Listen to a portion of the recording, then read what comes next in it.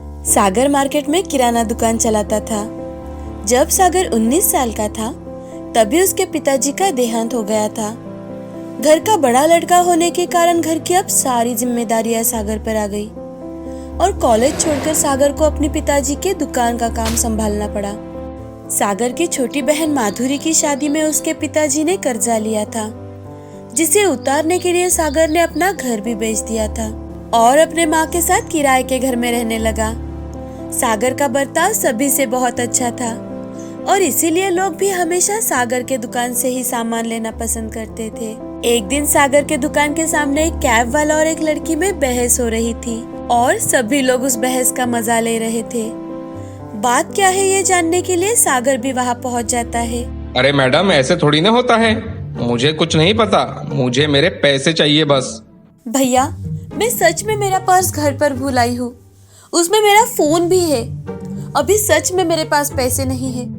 आप मुझे आपका मोबाइल नंबर दे दीजिए, मैं घर जाकर आपके पैसे ऑनलाइन पे कर दूंगी। अरे नहीं नहीं, मुझे सब पता है। ऐसे बहाने बनाकर बाद में कोई पैसे नहीं देता। मुझे मेरे अभी पैसे चाहिए बस। सागर उस कैब वाले को अच्छे से जानता था, इसीलिए दोनों की बहस सुनकर सागर बीच में ही बोल पड़ता है। अरे राहुल, क्या हुआ भाई? सुबह सुबह क्यों बहस कर रहे हो तुम? अरे देखो ना सागर भाई, सुबह सुबह एक सवारी मिली है और अभी बोल रही है कि मेरा पर्स भूल गई हूँ। अजीब लोग हैं यार। अरे कोई बात नहीं राहुल, कभी कभी गलती हो जाती है। हमें भी किसी की परेशानी समझनी चाहिए। ये मैडम अच्छे घर की लगती है। रुको, मैं तुम्हारे पैसे दे देता हूँ। ये मैडम मुझे बाद में दे देगी। Thank you so much. मेरा नाम निराली है। आप मुझे आपका मोबाइल नंबर दे दीजिए, मैं आपको घर जाकर आपके पैसे ऑनलाइन ट्रांसफर कर दूंगी। कोई बात नहीं मैम, चलिए पीछे ही मेरी दुकान है, मैं आपको मेरा नंबर देता हूँ। सागर निराली को लेकर अपने दुकान में आता है और उसे पानी देकर अपना मोबाइल नंबर देता है। लेकिन मैम, आपके पास तो पर्स भी नहीं है। अब आप वापस कैसे घर जाओगी? आप और ये कुछ पैसे रख लो और घर जाकर मुझे लौटा देना। Thank you so much. मैंने तो ये कभी सोचा भी नहीं था। अब मुझे देर हो रही है, मुझे चलना चाहिए। मैं घर जाकर आपको आपके पैसे वापस कर दूंगी। अरे मैडम, कोई बात नहीं, आप घर जाकर आराम से मुझे पैसे देना। निराली सागर का मोबाइल नंबर लेकर वहां से चली जाती है। शाम को घर जाकर सागर को ऑनलाइन पैसे ट्रांसफर कर देती है और सागर को कॉल करती है। आपके पैसे मैंने ट्रांसफर कर दिए हैं, आप एक बार चेक कर लीजिए। और सुबह के लिए एक बार फिर से थैंक यू, आपने अनजान होकर भी मेरी मदद की। अब निराली और सागर फोन पर बातें करने लगते हैं। निराली को सागर से बातें करना बहुत अच्छा लगता था। धीरे धीरे उन दोनों में दोस्ती हो जाती है। अब दोनों मिलकर कॉफी पीने भी जाने लगते हैं। उसी दौरान सागर को पता चलता है कि निराली उस शहर की एक बहुत ही अमीर खानदान की लड़की है, तो सागर निराली को समझाने लगता है। निराली, तुम एक बहुत ही अमीर खानदान की लड़की हो। तुम में और मुझ में जमीन आसमान का फर्क है। मैं एक मामूली दुकान चलाने वाला एक बहुत ही गरीब लड़का हूँ। मेरे पास तो खुद का घर भी नहीं है। मैं किराए के घर में अपनी माँ के साथ रहता हूँ। तुम्हारा और मेरा दोस्ती रखना भी ठीक नहीं है निराली। प्लीज, आज से हम नहीं मिलेंगे। सागर, तुम मिलने की बात कर रहे हो? मैं तो आज तुमसे अपने प्यार का इजहार करने आई थी। मैं तुम्हें बहुत पसंद करती हूँ सागर। मैं अपने आगे की पूरी जिंदगी तुम्हारे साथ बिताना चाहती हूँ। निराली की आंखों से आंसू आ जाते हैं। सागर उसे ऐसा मायूस देखकर गले लगा लेता है। निराली अपने माँ पिताजी से बात कर शादी की जिद करती है और सागर के साथ शादी करने के लिए उन्हें मना ही लेती है। यहाँ सागर भी अपनी माँ और बहन से बात करता है और एक अच्छे मुहूर्त पर उन दोनों की शादी हो जाती है। निराली का स्वभाव सच में ही बहुत निराला था। उसे इस बात का कोई फर्क नहीं पड़ता था कि उसके ससुराल वाले गरीब है और उसने किसी बात की कोई शिकायत भी नहीं की। निराली, तुम मेरे साथ शादी करके खुश तो हो ना? हाँ सागर, मैंने तुम्हें पूरे दिल से प्यार किया है। मैं तुम्हारे साथ बहुत खुश हूँ। पैसा ही सब कुछ नहीं होता जीवन में। मुझे तो बस तुम्हारे जैसा नेक दिल इंसान चाहिए था। अपना लाइफ पार्टनर। बस मुझे और कुछ नहीं चाहिए। और माँ जी भी मुझे कितना प्यार करती है।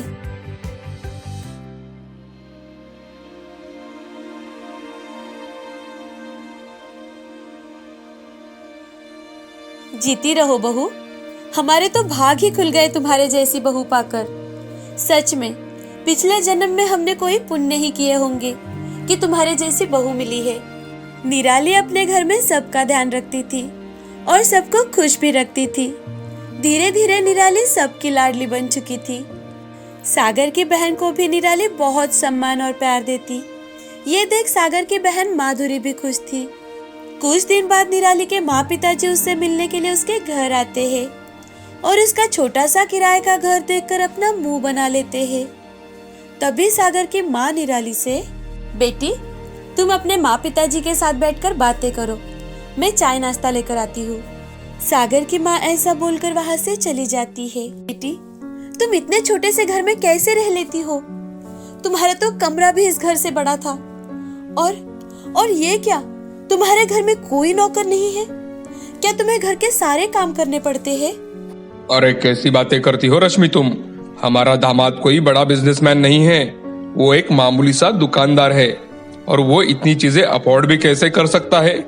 इसीलिए तो अभी तक किराए के घर में रह रहा है वो। चलो बेटी मेरी बात मानो, तुम हमारे साथ अपने घर चलो और सागर को भी बोलो कि वो दुकान बंद कर मेरे साथ बिजनेस करे।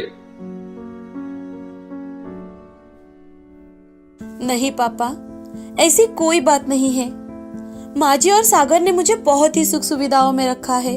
आप इस बात की चिंता बिल्कुल मत कीजिए। और हाँ, रही बात किराए के घर की, तो हम जल्द ही हमारा नया घर लेने वाले हैं।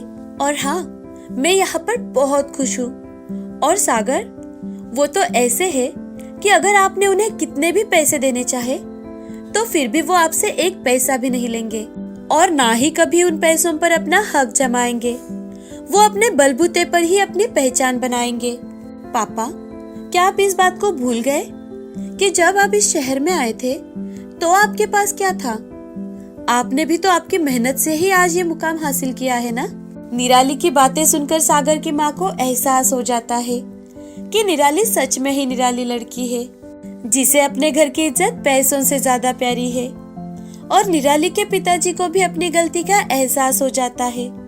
वो निराली से कहते हैं, सॉरी बेटा, मुझे माफ कर दो, मैं तुम्हें समझ ही नहीं पाया और अपने पैसे और अपने रुतबे के चक्कर में मैं अंधा हो चुका था। अपने पुराने दिन भुला बैठा। आखिर मुझे अब समझ में आया कि बेटी हमेशा अपने पति में अपने पिता को ढूंढती है। मुझे माफ कर दो बेटी।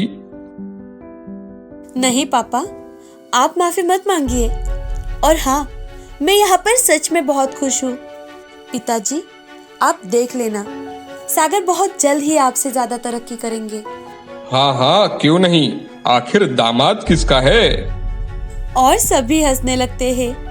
चाय और नाश्ता लेने के बाद निराली के माँ पिताजी निकलने लगते हैं। तभी निराली की माँ सागर की माँ से, बहन जी मुझे माफ कर दीजिए, न जाने मैंने क्या क्या कह दिया। नहीं नहीं बहन जी, आप माफी मत मांगिए। आपका कहना तो आपकी बेटी के प्यार की खातिर था। निराली के माता पिता वहां से चले जाते हैं। सागर अब दिन रात मेहनत कर नए नए बिजनेस करता है और कुछ ही सालों में उस शहर का सबसे बड़ा नामी बिजनेसमैन बन जाता है। सागर की फोटो हर आए दिन अखबार की फ्रंट पेज पर आती थी। ये देखकर निराली के पिता उस दिन को याद करते हैं और हल्की सी मुस्कान लेकर अपने दामाद के बारे में पढ़ते हैं। देखा दोस्तों, गरीबी कोई अभिशाप नहीं है। हम गरीबी में जन्म तो ले सकते हैं, लेकिन पूरी जिंदगी गरीबी में बितानी है या मेहनत कर अपनी किस्मत खुद बदलनी है, ये सब अपने हाथों में ही होता है। इसीलिए हमेशा अपने आप पर विश्वास रखो और आगे बढ़ो। यूं ही कुछ साल पहले की बात है। एक गांव में अब्दुल नाम का आदमी रहा करता था। उसके पास बहुत सारे ऊंट थे। वो अपने ऊंट व्यापारी को किराए पर देता था और व्यापारी अपना सामान ढोने के लिए उसका इस्तेमाल करते थे। अक्सर अब्दुल भी उस व्यापारी के साथ ही यात्रा पर जाता था। एक दिन की बात है, अब्दुल यात्रा से वापस लौट रहा था कि तभी रास्ते में उसे एक संत मिले। बेटा, तुम कौन हो और कहां से आए हो? जी मैं दूर एक यात्रा पर गया था, अब वापस घर जा रहा हूँ। रास्ते में सोचा थोड़ा इस पेड़ के नीचे आराम कर लूँ। अच्छा किया बेटा। तुम क्या काम करते हो? जी मेरे पास कुछ ऊँट है जो मैं व्यापारियों को किराए पर देता हूँ। तुम्हारे घर में कौन कौन रहते हैं? जी मैं, मेरी पत्नी और मेरे 2 बेटे। क्या घर में सब सही चल रहा है? जी नहीं, मेरे घर में तो पैसा टिकता ही नहीं है। हमेशा मेरा और मेरी पत्नी का झगड़ा होते रहता है। ऐसा कहकर दोनों बातें करने लगे और बातों बातों में ही उन दोनों के बीच में दोस्ती हो गई। तभी संत ने अब्दुल से कहा, तुम्हारी इस समस्या का मेरे पास एक उपाय है। तो मुझे जरूर बताइए, मैं बहुत तंग आ चुका हूँ रोज रोज की किटकिट से। यहाँ इस पहाड़ी के ऊपर एक सुरंग है, उसमें खजाना छिपा है और मुझे वो रास्ता पता है। फिर तो हमें वहाँ जाना चाहिए। मेरे 50 ऊँटों पर लाद कर हम खजाना लेकर आएंगे। उसमें से एक ऊँट मैं आपको दे दूंगा। सिर्फ एक ऊँट? तुम कुछ कंजूसी नहीं कर रहे हो? अगर तुम मुझे अपने आधे ऊँट दोगे तभी तुम्हें मैं उस खजाने तक पहुँचाऊंगा। अब संत अब्दुल को उस खजाने की ओर लेकर गए। उस सुरंग में घुसते ही अब्दुल की आंखें चमक उठी। उसमें बड़े बड़े सोने के घड़े और ढेर सारा धन था। चलो इसे बोरियों में भर के ऊँट पे रखते हैं। अब्दुल ने जल्दी जल्दी बोरियां भरकर ऊंट पर रखना शुरू कर दिया कि तभी वहां पर एक सोने की पतीली में एक लकड़ी की डिब्बी थी, जो कि संत ने उठाकर अपने जेब में रख दी।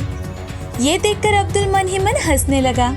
इतना सारा धन देखकर अब्दुल के मन में लालच पैदा हो गया और संत को आधे ऊंट देने की बात उसे हजम ही नहीं हो रही थी। तभी अब्दुल संत से, जी आप तो संत है, आपको इस खजाने की क्या जरूरत? और वैसे भी इतने ऊँट आपसे संभाले नहीं जाएंगे। ठीक है, ये सब तुम अपने साथ लेकर जाना, लेकिन एक बात ध्यान रखना, इस धन को तुम गरीबों में बांट देना। अगर तुम ऐसा करोगे तो तुम्हारे पास धन आएगा। जी ठीक है। अब अब्दुल की नजर उस लकड़ी की डिब्बी पर पड़ती है तो अब्दुल, क्यों ना आप उस लकड़ी के डिब्बे को मुझे ही दे दो। ठीक है, इसे भी रख लो मेरे दोस्त। ऐसा कहकर संत ने उस डिब्बी को अब्दुल को दे दिया। अब्दुल ने उसे खोलकर देखा तो वो हंसने लगा और वो संत से, इसमें तो मरहम है, मैं इसका क्या करूँगा? अगर तुम इस मरहम को अपनी बाईं आंख पे लगाओगे तो तुम्हें और सभी छिपे खजाने दिखने लगेंगे, लेकिन अगर गलती से भी तुमने दाईं आंख को छू लिया तो तुम हमेशा के लिए अंधे बन जाओगे और वापस कभी नहीं देख पाओगे। अरे वाह, ये तो बहुत ही बढ़िया है। अब अब्दुल अपने रास्ते निकल पड़ा। इतना सारा खजाना और संत ने मरहम के बारे में बताई हुई बातें सुनकर अब्दुल के मन में लालच पैदा हुआ। अब्दुल को संत ने बताई हुई बातें झूठी लगने लगी तो वो मन ही मन, अगर मैं अपने दोनों आंखों पे ये मरहम लगाऊं तो मेरे पास और भी धन आएगा और दुनिया में सबसे ज्यादा धनवान मैं बन जाऊंगा। ऐसा सोचकर अब्दुल ने अपनी दोनों आंखों पर मरहम लगाया और वो झट से अंधा हो गया। वो एक ही पल में भिखारी बन गया। अब उसे संत की बातें समझ में आ रही थी, लेकिन अब वो कुछ नहीं कर सकता था।